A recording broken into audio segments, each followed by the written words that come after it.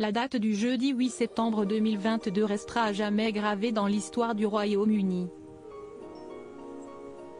Ce jour-là, le règne record de la reine Elisabeth II a pris fin. En effet, la souveraine britannique est morte à l'âge de 96 ans au sein de sa résidence secondaire de Balmoral en Écosse.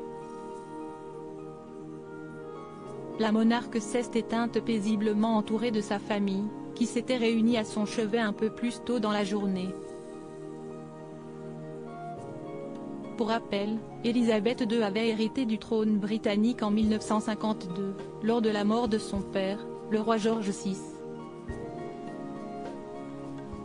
À l'époque, la jeune reine était âgée de seulement 25 ans.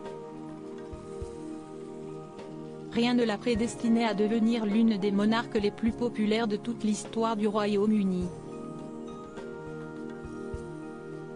Au final, elle aura régné sur l'Angleterre durant pas moins de 70 ans.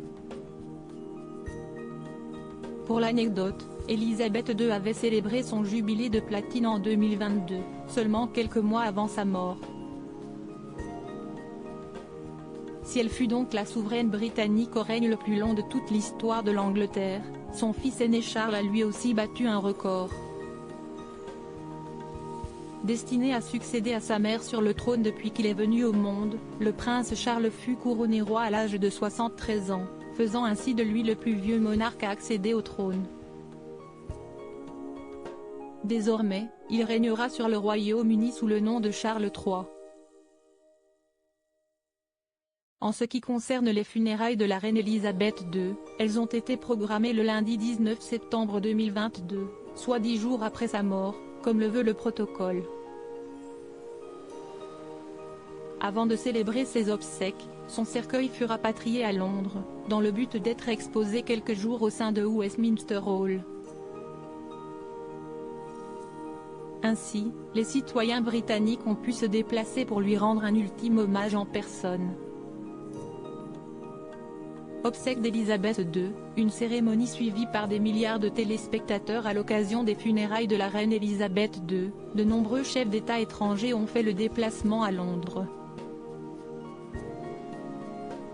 Parmi ces derniers, on peut notamment citer le président de la République, Emmanuel Macron, accompagné de la première dame Brigitte Macron, mais aussi le président des États-Unis, Joe Biden, venu en compagnie de sa femme Jill Biden.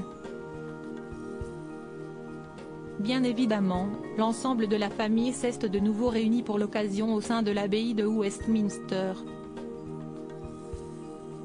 Parmi les membres les plus notables, les téléspectateurs du monde entier ont pu apercevoir le roi Charles III, la reine consort Camilla Parker Bowles, le prince William, Kate Middleton, le prince Harry, Meghan Markle, le prince Louis, la princesse Charlotte, le prince George, James Mountbatten Windsor, les princesses Béatrice et Eugénie d'York, la duchesse d'York Sarah Ferguson, la princesse Anne, le prince Andrew, le prince Edward etc.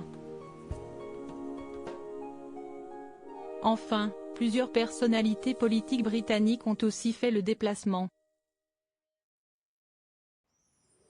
Ce fut le cas de la nouvelle première ministre Liz Truss, et de ses différents prédécesseurs à ce poste, Boris Johnson et Tony Blair.